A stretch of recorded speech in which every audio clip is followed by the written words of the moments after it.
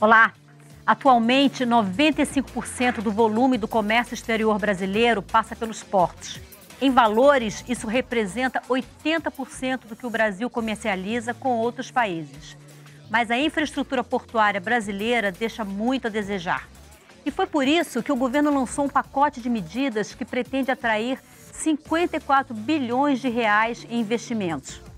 Agricultores e industriais aprovaram as medidas, mas os trabalhadores do setor avaliam que serão prejudicados e já ameaçam uma greve geral. O Expressão Nacional de hoje debate os dois lados dessa moeda. Estão aqui conosco o diretor executivo da Confederação Nacional do Transporte, CNT, Bruno Batista, o deputado Márcio França, do PSB de São Paulo, o presidente do Sindicato da Administração Portuária do Porto de Santos, Everandi Cirino dos Santos, e o diretor executivo da agência T1, José Augusto Valente. E você, que nos acompanha pela TV Câmara ou pela Rádio Câmara, você acha que é possível conciliar interesses tão diferentes? Mande sua opinião pelo 0800 619 619, o e-mail expressãonacional@câmara.leg.br ou Twitter @xnacional. Senhores, muito obrigada pela presença aqui nesse nosso debate. Eu quero, antes da gente começar, apresentar um quadro que é um pequeno resumo de uma pesquisa feita pelo Fórum Econômico Mundial com 112 países em relação à qualidade da infraestrutura portuária. Em primeiro lugar, como já era de se esperar, está a Holanda, que é um país que é referência mundial quando se fala em portos. Em 19º lugar estão os Estados Unidos. Em 43º lugar, o Uruguai. Um pequeno país aqui, vizinho nosso, né? Em 55º lugar, a China, um dos países do BRIC, um bloco que o Brasil integra. E o Brasil, nessa lista de 112 países, o Brasil aparece em 108º lugar. Então, quando se fala em qualidade da infraestrutura portuária, o Brasil aparece numa pesquisa que envolve 112 países em 108º lugar. Então, acho que isso é um bom ponto de partida para a gente discutir aqui os termos do pacote lançado pelo governo em dezembro e da medida provisória 559 que tramita aqui no Congresso Nacional. Eu gostaria de começar, Bruno Batista, você que é diretor executivo da Confederação Nacional dos Transportes, perguntando para você o seguinte: o Brasil ele precisa, né, não tem como negar, melhorar, resolver o problema do escoamento da produção que tem. E o mundo precisa que o Brasil resolva esse problema. Afinal, nós somos grandes produtores de commodities e a capacidade do Brasil exportar melhor tem uma influência muito grande nos mercados mundiais. Eu queria que você me dissesse se você acha que o governo acertou ou errou com esse pacote de medidas que foi lançado em dezembro do ano passado. Bom, antes de tudo é preciso falar que o governo foi ousado em tocar nesse ponto. Em primeiro lugar, a exportação brasileira, como você falou, grande parte dela, 95% de tudo que o país exporta, passa pelos portos. E o porto é um sistema complexo, ele é uma área logística que envolve não só o setor de transporte, mas como armazenamento. E isso faz com que a sua eficiência acabe permitindo a maior ou a menor competitividade dos produtos brasileiros. Como o Brasil exporta muita commodity, principalmente soja, minério de ferro, qualquer acréscimo de custo faz com que o país perca a competitividade no mercado internacional. Então, nesse sentido, o governo foi ousado em propor uma modernização que vai permitir a construção de novos terminais, mas, sem dúvida, é um tema polêmico. O próprio número de emendas que foi proposto aqui no Congresso Nacional, mais de 600 emendas, da dimensão, da grandiosidade, da importância desse tema, que vai ter que ser muito bem discutido, porque a partir dessas definições, o futuro tanto da exportação quanto do melhor desempenho da economia brasileira vão estar em jogo. Deputado Márcio França, foi comentado aqui, foram apresentadas 645 emendas a essa medida provisória apresentada pelo governo. O senhor é autor de 90 dessas 645 emendas, aproximadamente 15% das emendas são de sua autoria. Então, eu gostaria da sua avaliação em relação a essa medida provisória 595. O senhor acha que o governo acertou na intenção, mas deixou muita coisa a desejar na regulamentação, e é isso que o senhor quer corrigir? Qual é a sua avaliação? O governo errou no formato. As medidas provisórias elas foram criadas, elas foram inventadas pelo legislador para tratar de determinados assuntos. Alguns assuntos, por complexos, eles não devem ser tratados em medida provisória. Esse é um caso. Tanto é assim que a lei anterior que vigia até então a 8.630, levou 2 anos aqui do Congresso sendo debatido por todo mundo participou, as pessoas tiveram a oportunidade de falar, expor as suas opiniões, os setores envolvidos dos portos tiveram a sua opinião respeitada, e aí saiu um formato de uma lei que é uma das leis mais modernas do mundo, que copia o modelo holandês, que é esse que você mostrou há pouco, que é um dos mais eficazes, né? Já o formato que o governo adotou, irresponsável no meu modo de entender, não ouviu ninguém, não ouviu as partes envolvidas com o setor e editou uma medida provisória sem que ninguém soubesse como seria e, claro, aí provocou toda essa sequência de emendas, né?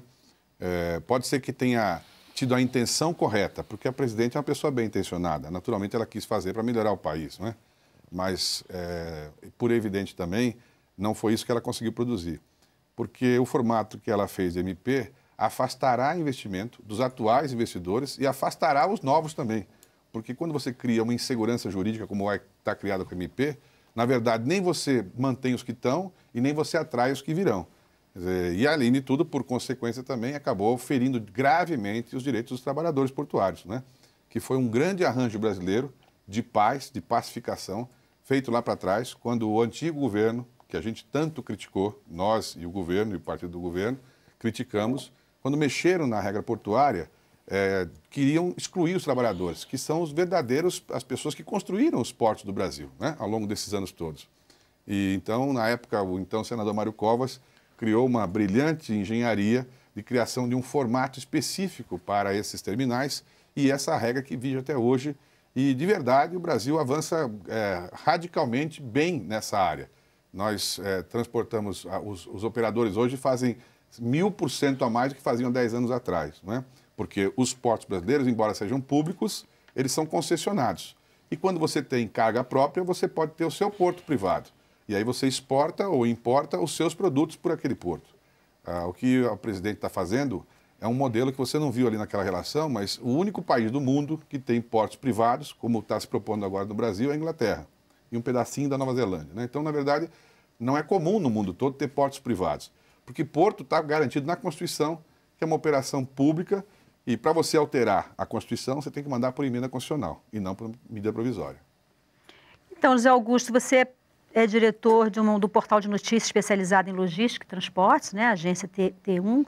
E o deputado Márcio França tocou num ponto que está sendo mostrado como talvez o ponto mais importante desse conjunto de medidas, que é a possibilidade dos terminais privativos passarem a transacionar não só os produtos produzidos pelo proprietário do porto e de forma residual por terceiros, mas ele pode poder fazer um terminal e passar por ali produtos de quem quer que seja, né? Esse parece que é a grande mudança que está sendo colocada nessa medida, né?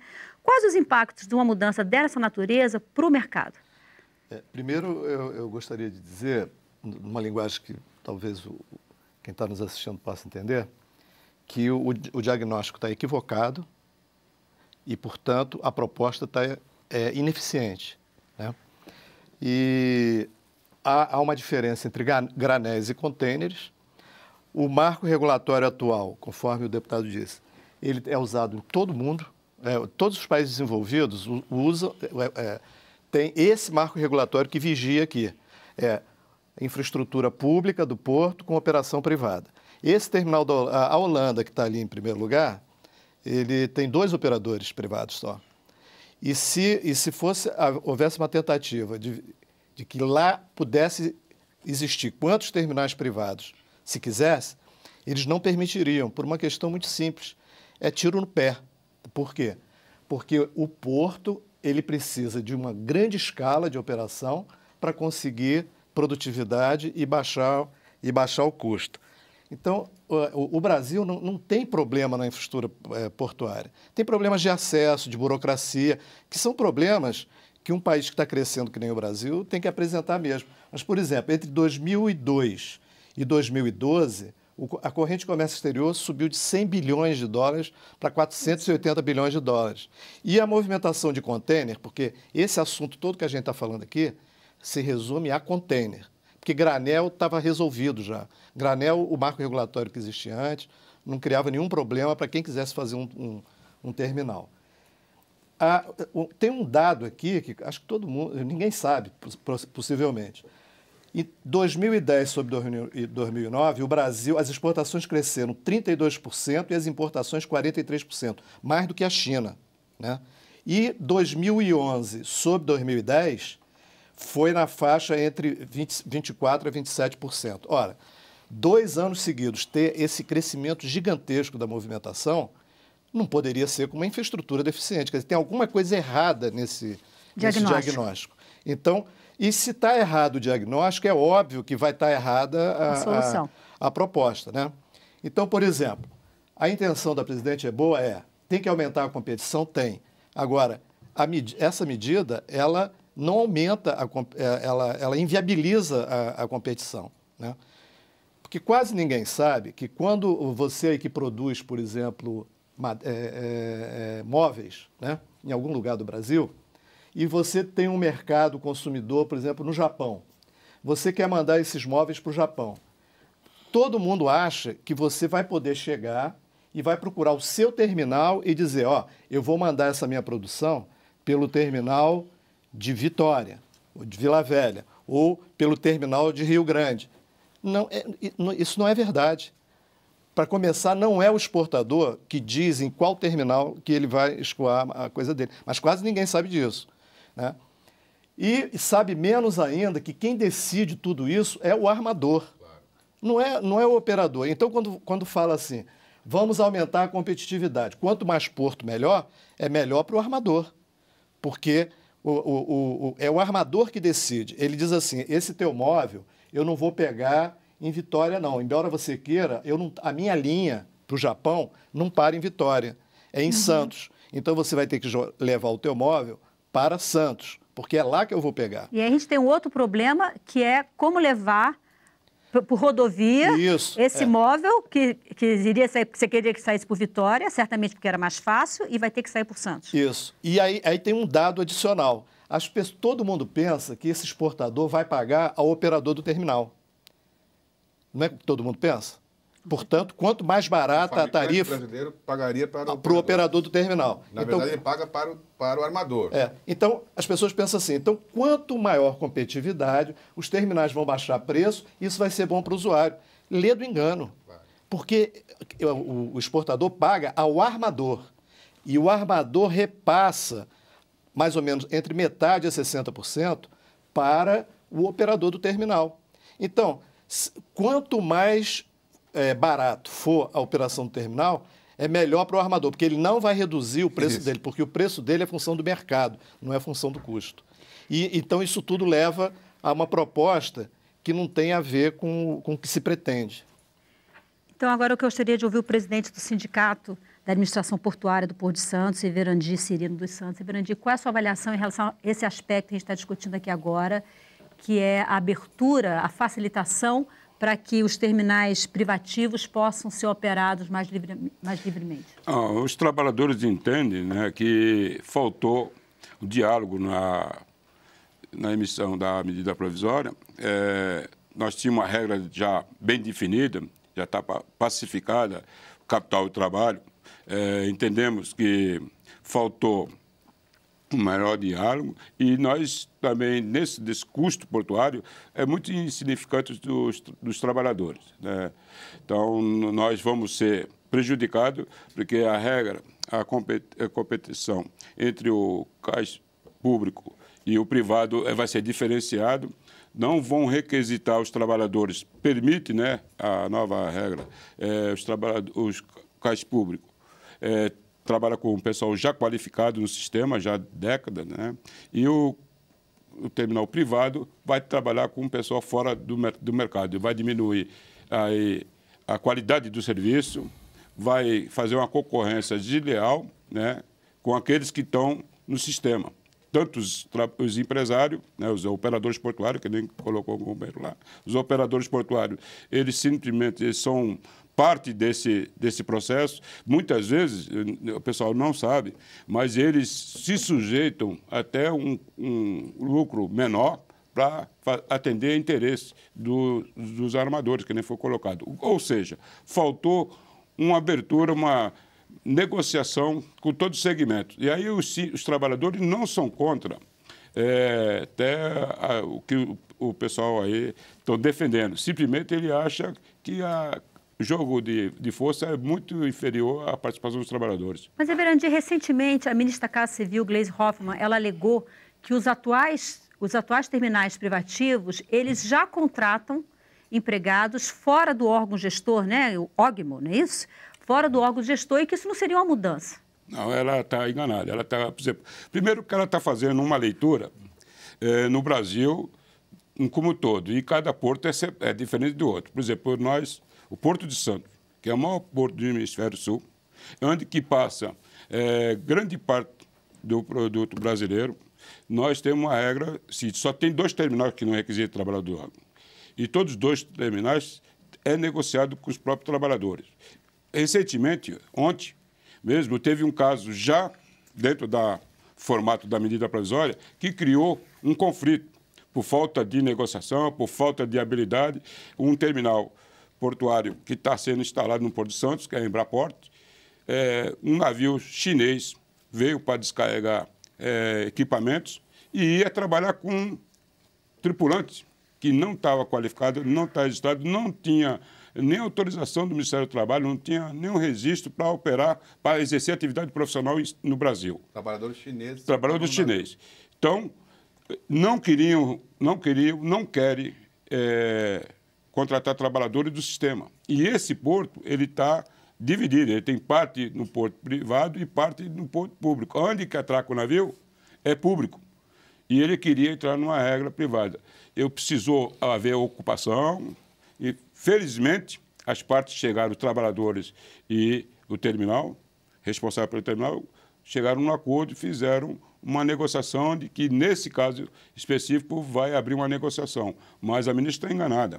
Inclusive, infelizmente, para os trabalhadores, ela anunciou que os trabalhadores não vão ter perda e todos os trabalhadores portuários vão ter perda. Então, eu quero falar um pouco mais, quero ouvir a CNT sobre essa questão do órgão gestor de mão de obra e essa possível perda para os trabalhadores, mas eu gostaria primeiro de mostrar, eu peço que o pessoal da direção do programa coloque no ar, uma pesquisa feita pela própria CNT do Transporte Marítimo em 2012, em relação ao desempenho do órgão gestor de mão de obra, o OGMO. 42% dos respondentes avaliaram que a contratação por meio do órgão gestor de mão de obra, do OGMO, tem sim um impacto na qualidade da mão de obra contratada. 30% afirmaram que impacta também na redução do número de acidentes de trabalho, a contratação por meio do OGMO. 35% também mostraram impacto positivo na segurança e na saúde do trabalhador. E cerca de 26% alegaram, né, que a contratação por meio do OGMO ele não gera maior impacto para o resultado final. É claro que essa soma aqui, ela dá mais de que 100%, porque os respondentes puderam citar mais de uma opção. Então, eu gostaria, então, Bruno, de ouvi-lo, Bruno Batista, diretor executivo da CNT, em relação a esse aspecto, que é um aspecto que está sendo mais polêmico de todos, a contratação por meio dos terminais privativos, uma contratação direta, sem ser por meio do OGMO, órgão gestor de mão de obra, principalmente depois que os resultados, que a pesquisa mostra que existem benefícios em contratação por meio do OGMO. Bom, esse resultado ele mostra, na verdade, o período longo de maturação que houve desde da Lei dos Portos de 93 até 2013, nós estamos falando de 20 anos. Então é um período bastante elástico, em que houve toda uma acomodação e toda uma preparação, tanto dos agentes quanto dos trabalhadores. Então, no final desse período muito longo, os agentes marítimos, que foram os que responderam a essa pesquisa, eles avaliaram, sim, a atuação do órgão gestor como uma atuação bastante positiva. O grande problema que a MP vai lançar agora, nesse novo cenário, é que nós vamos ter duas situações distintas convivendo numa mesma realidade. O que se propõe é a contratação diferenciada, não necessariamente passar pelos sindicatos, fazer uma contratação direta via CLT, e isso é o que está gerando essa celeuma toda. De toda sorte, é importante falar que a capacitação da mão de obra aconteceu durante esse período de 20 anos. Então, hoje se tem, basicamente, um nível muito baixo de problemas com os trabalhadores que atuam no setor portuário, que é um ponto positivo. E também é importante ressaltar que o Brasil, ao optar, e isso efetivamente vai ser muito discutido aqui no plenário pelos próprios deputados, ele vai ter que achar um ponto de equilíbrio, porque esses trabalhadores que já estão capacitados, que conhecem toda a atuação portuária no Brasil, eles têm sim o seu papel de relevância, e o governo vai ter que discutir isso bastante com os nossos congressistas para achar um ponto de equilíbrio que tanto permita a redução dos custos portuários no Brasil, quanto a manutenção da mão de obra que já está capacitada. Mas, viu, não é bem assim, não. Se o companheiro colocando assim, numa simplicidade tremenda aí, mas não é assim, não. Primeiro que a lei que existia, que estava em vigor, ela permite aos operadores contratar pessoal avulso e vinculado. Permite. Ela permite, determinava ainda a utilização da multifuncionalidade. O que é? O trabalhador se especializar, qualificar para fazer inúmeras atividades. Então, a questão da mão de obra do Porto estava resolvida. O que a medida provisória está trazendo é uma concorrência desleal, onde que os terminais podem até, inclusive, trabalhar com pessoal de cooperativa, que historicamente todo mundo acompanha. Quem discute capital de trabalho sabe que cooperativa até hoje não está definida a regra no mercado. Então, você vai poder trabalhar com cooperativa, você vai trabalhar com pessoal sem qualificação profissional, que o custo vai ser mais barato. Então, esse que é a grande discussão que a medida provisória está trazendo. E já é líquido e certo que os trabalhadores já estão organizados, inclusive hoje, numa plenária nacional, aqui em Brasília, deliberaram uma paralisação nível nacional na sexta-feira, das 7 às 13 horas, para tentar sensibilizar o governo federal, a Câmara dos Deputados, onde que abra uma possibilidade dos trabalhadores negociarem. Nós não somos contra nem qualquer avanço no Brasil. Nós simplesmente queremos discutir de uma forma ou parcialmente igual, né? Nós não estamos igual, nós estamos sempre inferior na discussão. E o que está deixando nós preocupados, que infelizmente nós não estamos tendo essa abertura. Então não é verdadeiro que a medida provisória vai resolver os problemas do porto, que os portos hoje são públicos e a responsabilidade da administração portuária é do governo federal. Por exemplo, a presidente da República assumiu o governo e as administrações portuárias ainda têm nos seus diretores, na sua diretoria, do governo anterior. Então, diretores todos do governo anterior, que ela substituiu. Tem nos portos brasileiros cargo de confiança, com salário muito bom, que é do governo do Fernando Henrique Cardoso ainda. Então, não tem uma administração, não tem uma preocupação de uma administração pública voltada com o pessoal qualificado do sistema. Esse que é o grande X da questão, não é a abertura disso que vai resolver as questões do porto. Deputado Márcio França, uma das coisas que também tem nessa medida diz respeito à centralização da gestão portuária em Brasília, que era uma coisa que existia anteriormente, tinha sido mudada e agora o governo está retomando isso. Qual é a sua avaliação em relação a esse aspecto? Inclusive é porque o Everandi comentou há pouco em relação ao fato de que, acredito seja nas companhias docas, das companhias docas, ainda existem pessoas ainda do governo Fernando Henrique, do governo Lula, e agora o governo está centralizando tudo aqui de novo. Você acha que isso é uma boa estratégia? Na medida provisória tem muita coisa ruim. A grande maioria é muito ruim. Mas talvez de todas essa seja pior. Porque, assim, quem conhece o país, imagine você, se todas as companhias docas centralizarem as suas ações aqui em Brasília, daqui a 10 anos, você, eu, se estivermos vivos, vamos estar aqui discutindo, né?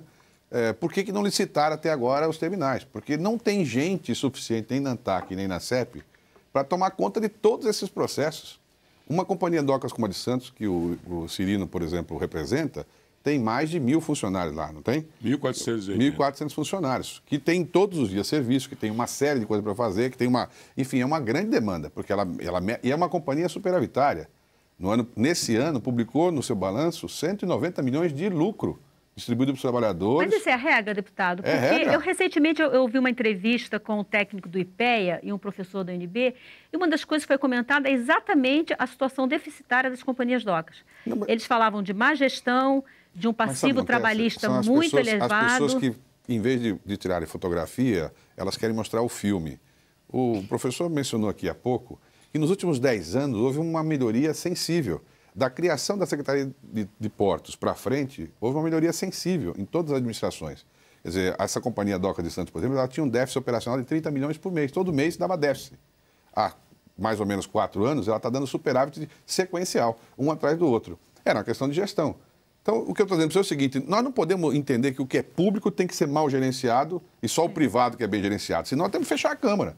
É como você colocasse aqui na Câmara funcionários para fazer o seu serviço do outro, ganhando um salário 10 vezes menor e querendo que ele faça a mesma coisa que você. Claro que quem está dentro do serviço não pode achar bacana isso, né? Agora, é preciso lembrar, a medida provisória é mais ou menos assim, que é um ambiente fechado, você não pode fumar, né? Eu também não fumo, mas se você quisesse fumar, o melhor jeito de você fumar é você acender uma bomba de fumaça aqui na frente, que você pode fumar e ninguém vai perceber. A medida provisória tinha um objetivo em especial, regularizar a situação de 3 portos privados no Brasil. 3 que estão em operação, um que está em operação em Santa Catarina, um que vai fazer operação no Rio de Janeiro e um que está pronto para ser operado em Santos.